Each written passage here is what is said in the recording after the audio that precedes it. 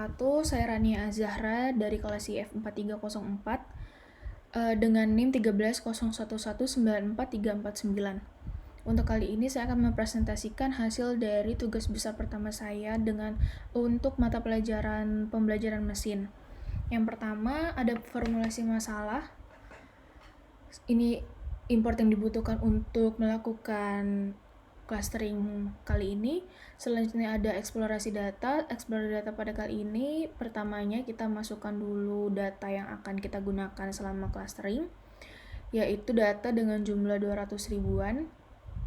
Lalu ada melihat data types. Data types di sini dilihat bahwa tidak semuanya berbentuk numerik, yaitu ada yang objek, ada yang float, dan ada yang int64.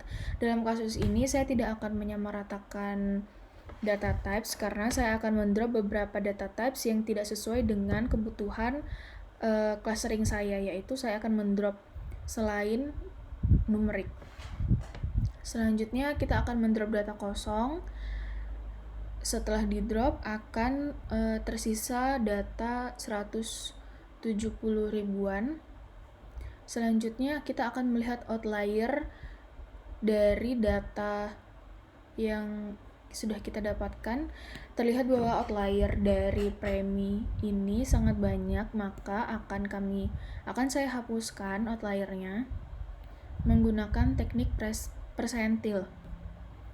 Lalu seperti yang saya bilang tadi, saya akan mendrop data-data yang menurut saya tidak perlu untuk clustering kali ini, yaitu ID, jenis kelamin, tertarik, SIM, sudah asuransi, umur kendaraan, dan kendaraan rusak, karena saya hanya akan menggunakan data yang numerikal saja. Selanjutnya ada melihat korelasi. Di sini terlihat bahwa data yang sudah kita drop tadi dan menghilangkan outliernya. Sekarang kita melihat korelasi. Dilihat di sini bahwa korelasi yang mendekati 01 itu adalah umur dan premi, dan juga yang paling terendah itu ada di minus 0,69, yaitu umur dan kanal penjualan. Untuk korelasi kali ini saya akan menggunakan umur dan premi karena itu yang menghasilkan kemungkinan yang paling bagus karena mendekati 0. Selanjutnya ada pemrocessing data.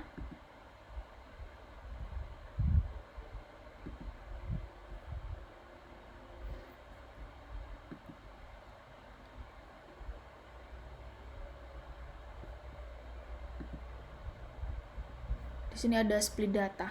Split data di sini berguna untuk lebih memudahkan saat clustering nanti, jadi tidak terlalu banyak data yang akan dipakai sehingga runningnya pun lebih cepat dan lebih optimal gitu. Terus kita cek lagi untuk missing value-nya. Di sini terlihat bahwa missing value sudah bernilai 0 dengan tipe datanya INT. Seperti yang saya harapkan ya, berarti INT. Lalu ada check outlier. Lihat di sini bahwa kita telah menghilangkan outliernya tadi di awal. Lalu ini adalah outlier yang telah dihapus, yaitu umur dan premi. Selanjutnya ada scaling data. Di sini saya menggunakan beberapa teknik dari scaling data, yaitu kita menggunakan standard scaler. Dengan standard scaler ini saya akan juga simpan sebagai data sendiri, yang dimana hasilnya ini kurang bagus ya karena tidak sama gitu, tidak merata, yaitu bahkan ada yang min, ada yang kosong, ada yang 0, ada yang 02. Dan selanjutnya saya akan mencoba cara lain, yaitu menggunakan min max. Nah, untuk menggunakan min max ini berbanding jauh sekali dengan menggunakan standard scaler tadi. Dilihat bahwa pada scaling data menggunakan min max ini, hasil dari scalingnya terlihat sangat terlihat sangat stabil, yaitu 0, tidak ada yang melebihi 0. Nah, Selanjutnya untuk lebih meyakinkan lagi, saya mencoba menggunakan normalisasi scaling itu. Ini hasilnya positif, cuman kurang stabil karena di sini yang umur dan preminya, yang umurnya sudah stabil namun yang pada bagian premi tersebut kurang stabil. Jadi saya akan menggunakan scaling data yang menggunakan min-max. Selanjutnya setelah saya menentukan saya akan menggunakan scaling data dengan min-max, saya akan mengecek sebaran datanya. Untuk sebaran data yang di sini ini sudah bagus sekali. Selanjutnya ada mengecek sebaran data. Di sini selanjutnya ada pemodelan menggunakan K-means. Di sini ada kelas K-means, terus ada fungsi n-cluster untuk membatasi max iter,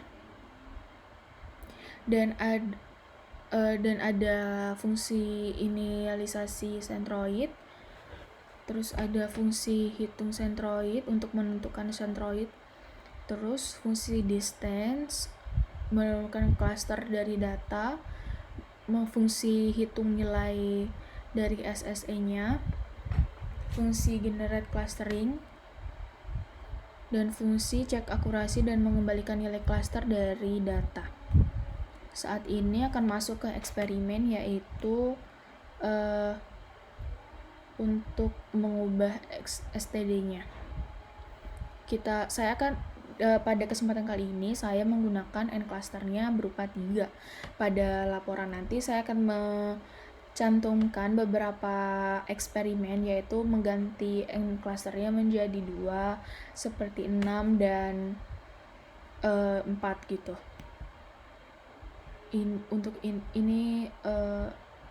Ini hasilnya, cluster datanya sudah bagus. Terus kita masuk ke evaluasi. Untuk evaluasi saya menggunakan saya menggunakan metode elbow untuk mendapatkan titik cluster indeksnya. Dengan indeks ini nilai optimal berada di 3 ya, karena setelah 3 itu tidak ada penurunan yang secara drastis atau kenaikan yang secara drastis. Selanjutnya kita mencari nilai SSE, dan nilai SSE-nya didapat yaitu segini. Cukup sekian hasil presentasi dari saya, kurang lebihnya mohon maaf.